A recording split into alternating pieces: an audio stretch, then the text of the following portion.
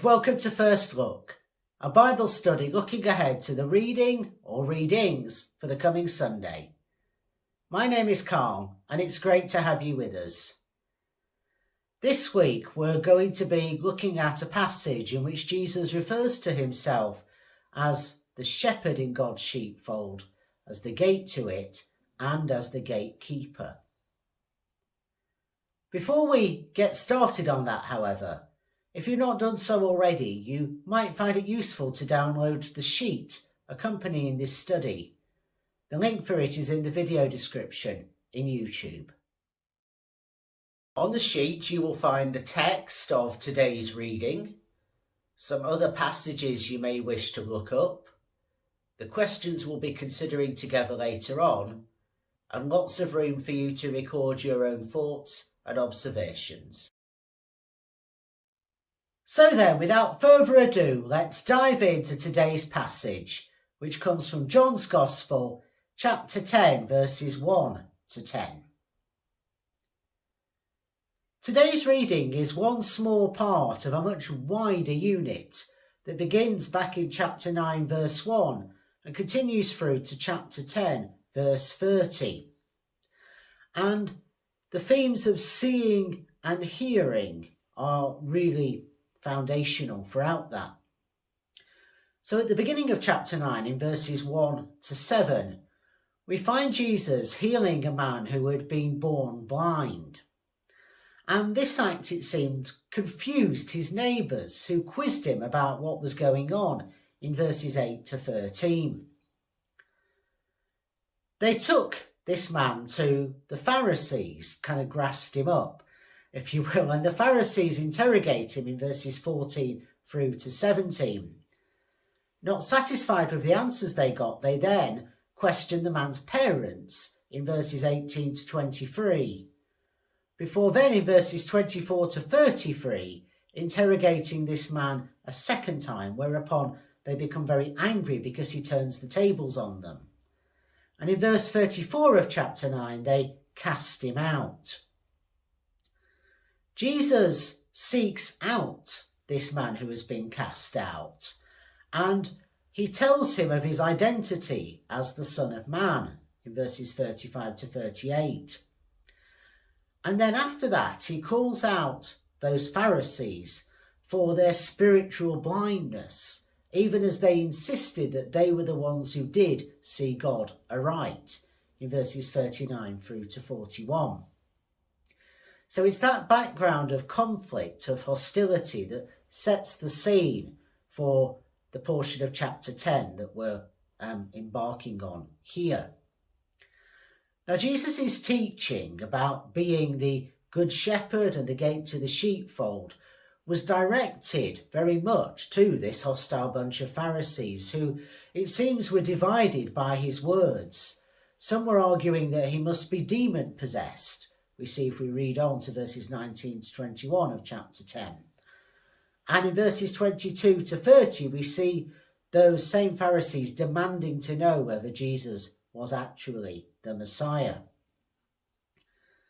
So in this passage, we have Jesus kind of building towards the pivot point of John's Gospel, which will come with the healing of Lazarus, and invoking this powerful Good Shepherd imagery, very much associating himself with Yahweh, with the God of Israel.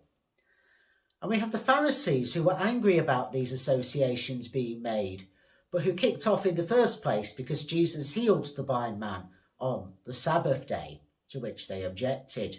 It infringed upon their ideas of holiness. Now, John's Gospel was the final one of the four canonical Gospels to be written around 90 to 95 of the Common Era. And it has quite a different feel to the Synoptic Gospels, that is Mark, Matthew and Luke.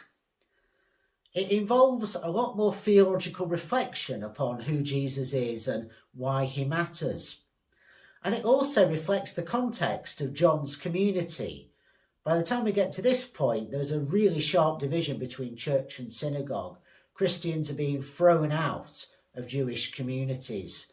And I think that reflects the overall mindset that we find in John's Gospel, where you're very much in or you're out. Now, this teaching, as I say, comes in response to Jesus' conflict with other religious leaders. And that conflict is exacerbated by the kind of texts that Jesus draws upon here. So we might look, for example, to Psalm 23, where we find God talked about as a loving and caring shepherd who brings comfort and goodness to the people of Israel. We might look to Psalm 79 and specifically verse 13, where the people of Israel are described as being the sheep of God's pasture. And we might also look to Ezekiel chapter 34, verses 11 to 15, because in that section we find God taking to task those shepherd leaders who were failing in their duties, who were exploiting and abandoning God's people, exploiting and abandoning God's sheep. And God declares God's self to be the shepherd who will take care of the people, who seek them out and care for them and lead them to good pasture. So by claiming that kind of language for himself, Jesus was identifying himself with these texts. And so it really brings to a crescendo what we find at the end of our extended passage, chapter 9, verse 1 to chapter 10, verse 30, where Jesus' opponents want first to stone him to death and then to arrest him. Now, the passage showcases the way that Jesus often dealt with things. As Jamie Clark Souls very helpfully says in her commentary on this text, it shows Jesus' habit of conveying truth not propositionally, but poetically. And so as a reader, if we want to try and pick this text apart and get to the one true interpretation, as it were, how it is that Jesus could be the gate to the sheepfold and the gatekeeper and the shepherd all at once, we're really going to struggle here. We need to be willing to sit with the word pictures that Jesus paints for us in this passage and allow a variety of images and positions to come forward. In verses 1 and 2, we see how the shepherd very much has the well-being of the sheep at heart. They're able to enter, the shepherd, rightly and properly into the sheepfold of God. They're not like a thief or a bandit who breaks into the sheepfold in order to pursue their nefarious ends.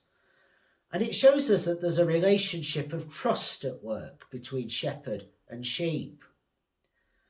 Now, when in the first part of verse 3, the gatekeeper, God the Father, opens the gate for the shepherd, we're told that the sheep hear his voice and trust in him because he knows each one of them by name. It's the latter part of verse 3. And thus, he can lead them out, we're told, and at the beginning of verse 4, even go ahead of them.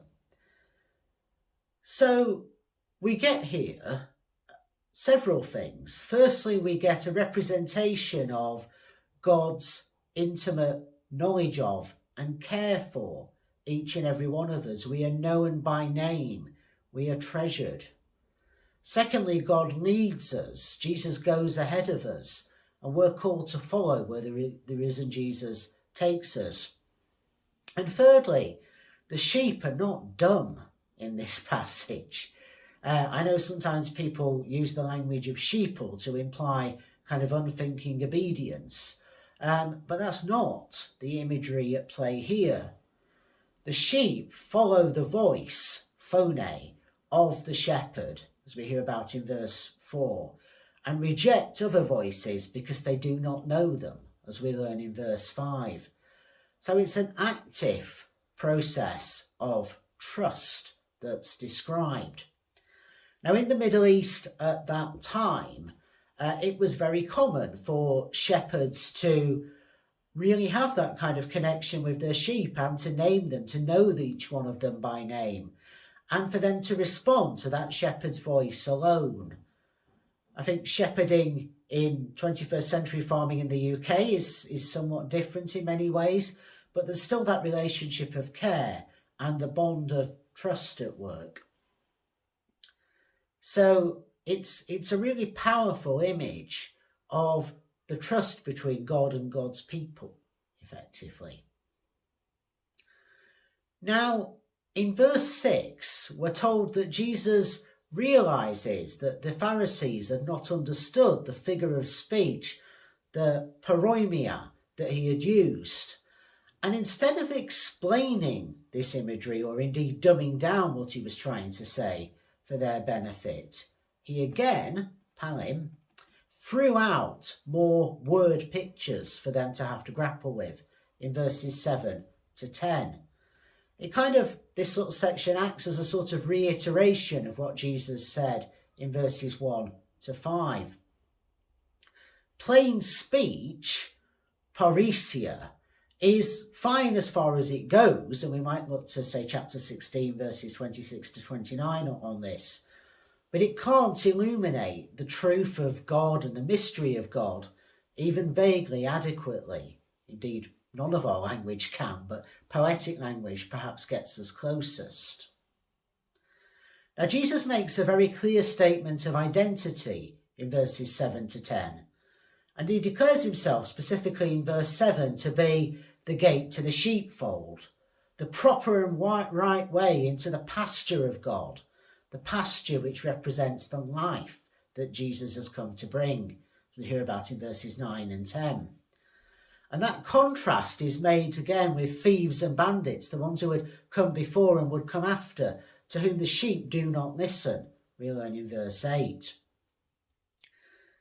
Now, in all of this imagery, the thieves and bandits could refer to the Pharisees that Jesus was in conflict with, the ones he had already declared to be spiritually blind. It could be a reference to false messiahs who would come along before Jesus and indeed after him, claiming to be leading the people of Israel to liberation, but not doing so. Or it could be a look ahead to Jesus' betrayal at the hands of Judas, who was a thief who stole from the common purse.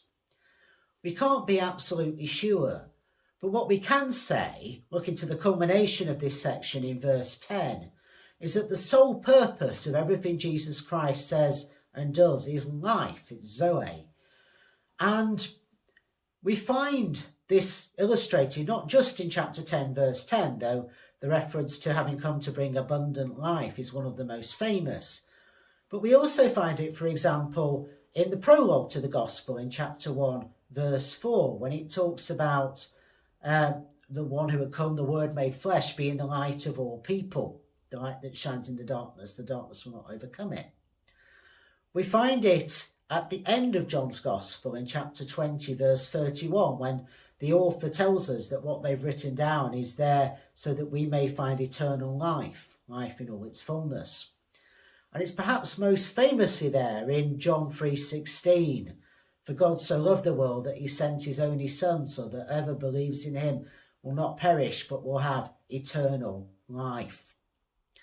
So this is the culmination, this leading into pasture, this shepherding, this care, this knowing by name, this laying down one's life, this selfless love is all about the life that comes about through Christ, and which is available to us in the here and now and in what is to come in the new creation, hence the expression eternal life. So there's a lot going on, but even more than that, it's important to recognise that when Jesus was using this kind of imagery and would go on in the next bits of chapter 10 to refer to himself as the Good Shepherd, by drawing on this imagery of Psalm 23 and Ezekiel 34 and so on, he was using language that was normally reserved for God alone. And that's really significant because in using that language, he was identifying himself with the divine in a way that would have caused scandal.